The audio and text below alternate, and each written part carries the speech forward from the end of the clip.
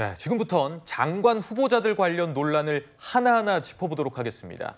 저희가 논란의 후보자들을 이렇게 좀 정리를 해봤는데요. 먼저 살펴볼 건 이진숙 교육부 장관 후보자입니다.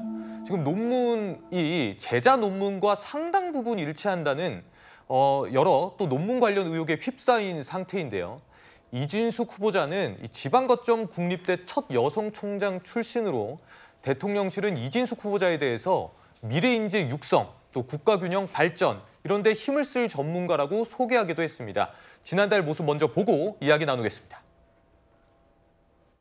대통령께서 지방에 있는 저를 부르신 이유에 대해서 생각해 봤는데요. 교육을 통해서 국가 균형 발전을 실현하시겠다라는 그런 뜻이 담겨 있는 게 아닐까. 유초중등 교육에 좀 전문성이 없다라는 지적이 나올 수 있는데 이런 지적에 대해서는 좀 어떻게 생각하시는지 부탁드립니다. 새 정부에서 추진할 그 새로운 정책들이 잘 추진될 수 있도록 최선을 다하겠습니다. 지역에 우수한 명문대를 두면 아무래도 지역 학생들이 사교육을 받아가면서 서울에 있는 대학으로 몰리려고 하는 이런 것들이 많이 완화될 거라고 기대를 하고 있습니다.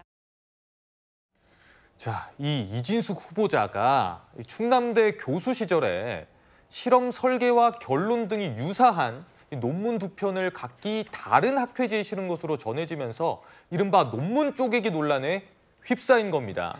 그러니까 논문을 준비했는데 한 달 간격으로 2018년 2월, 2018년 3월 한 달 간격으로 발표된 두 논문 제목을 보시면요. 한국색채학회 논문집 그리고 한국조명전기설비학회 논문집 이렇게 돼 있는데 이제 피로감과 또 불쾌근레어라는 그러니까 피로감 평가 연구, 불쾌근레어 평가 연구 이 단어만 조금 다르고 나머지는 동일한 상황인데 박민영 대변인, 예. 이 비슷한 논문을 두 곳의 학회지에 실을 수 있는 겁니까?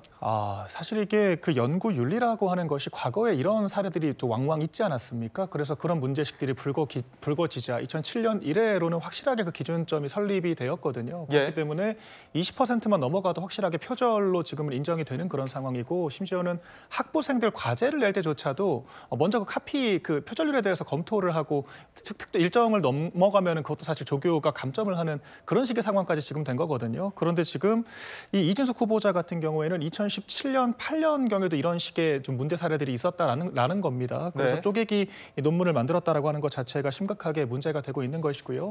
또 앞서 설명해 주셨던 것처럼 제자들의 논문도 거의 10건 가까이 비슷하게 제출을 했다. 본인을 제1저자로 등재를 했다라고 해서 지금 문제가 되고 있습니다. 이런 것들은 본인이 지도 교수로서 일부 기여한 바가 있다라고 하더라도 교수들이 낸 논문을 거의 그대로 붙여가지고 다시 자기 것처럼 제출하는 것은 또 심각한 연구윤리상의 문제가 될 수 있는 거거든요. 그러니까 다른 무엇도 아닌 교육부 지금 장관 후보자로 나온 상황 아니겠습니까? 네. 그런데 이런 식의 연구윤리 문제가 불거지고 있다라고 하면은 이건 자격 자체가 심각한 하자가 있다라고 봐야 할 것이고요. 본인 연구 자체도 이렇게 문제가 많은 분이 어떻게 이제 국가 교육 100년지 대계를 이끌어갈 수 있을까에 대해서 많은 국민들께서 의구심을 가질 것 같습니다. 네. 방금 말씀해 주셨지만 이 대학원 제자가 발표한 논문과도 비슷해서 논문 가로채기 의혹까지 지금 제기가 된 상태입니다. 근데 문제는 이제 이런 논문 표절 의혹이 한두 건이 아니라는 건데 저희가 지금 이 후보자 논문과 제자 논문을 좀 준비를 해봤어요. 2010년 8월 대한건축학회 논문집에 실린 이진숙 후보자의 논문이고 또 2010년 4월 같은 학회 우수 졸업 논문전에 실리고 우수상까지 받은 제자의 논문이 지금 너무 비슷해서 논란인 겁니다. 영문 요약도 지금 일치하고요. 연구 방법도 대부분 같은 데다 심지어 결과 분석 그래프도 지금 보시다시피 거의 비슷합니다.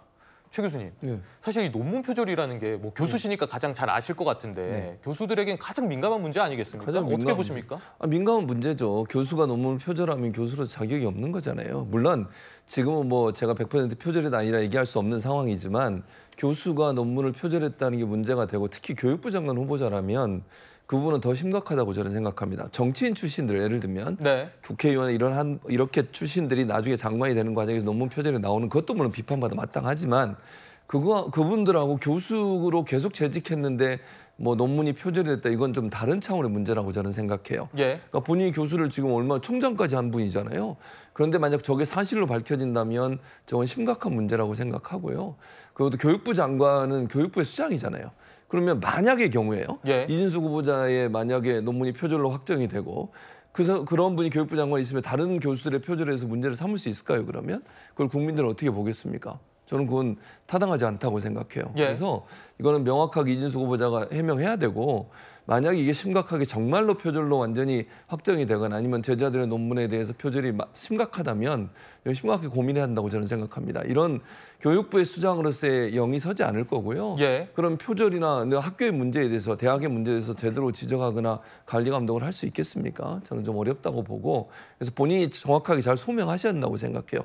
이건 심각한 문제고요. 다른 부처도 아닌 교육부의 수장 그것도 총장까지 교수를 오래 하고 총장까지 하신 분이 저런 행동을 했다는 게 사실이라면 예. 아니길 바라지만 그건 좀 심각하게 고려해야 되는 부분이라고 생각합니다. 네, 그러니까 교육부 장관 자리인 만큼 좀 확실한 해명이 필요하다 이런 취지의 답변을 주셨는데 이 후보자는 일단 인사청문회에서 다 소명을 하겠다 이렇게 지금 밝힌 상황입니다.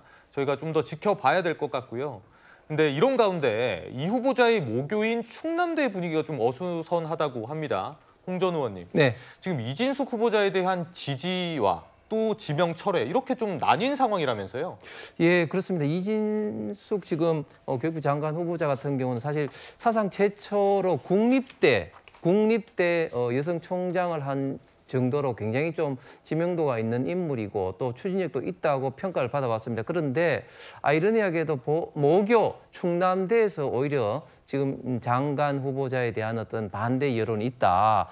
제가 볼 때는 이것은 굉장히 좀 치명적이지 않을까 생각을 합니다. 원래 다른 사람들이 조금 뭐 반대해도 자기 어떤 친정에서는 좀 옹호하고 지지하는 게 좀 상례인데 예.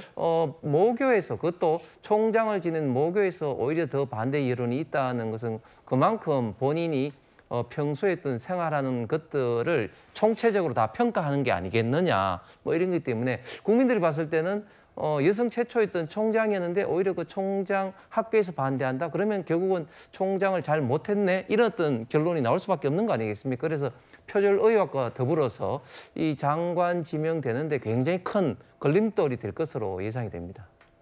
예, 이진숙 후보자는 논문 쪼개기 의혹으로 논란이 된다면 다음으로 짚어볼 논란은 음주운전 전과입니다. 한 사람이 아니고 두 사람인데요. 윤호중 행정안전부 장관 후보자와 김영훈 고용노동부 장관 후보자입니다.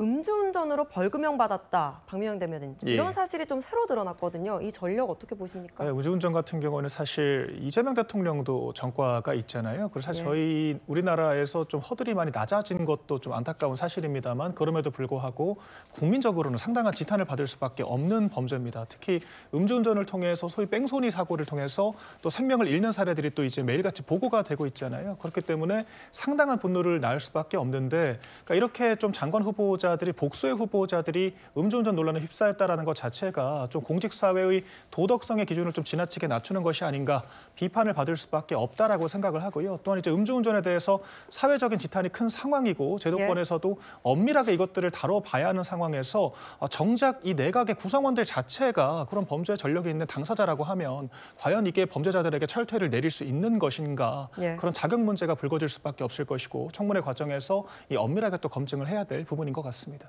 예, 마지막은요. 배우자 리스크 논란입니다. 배우자 리스크 논란을 가지고 있는 사람 정은경 보건복지부 장관 후보자인데요.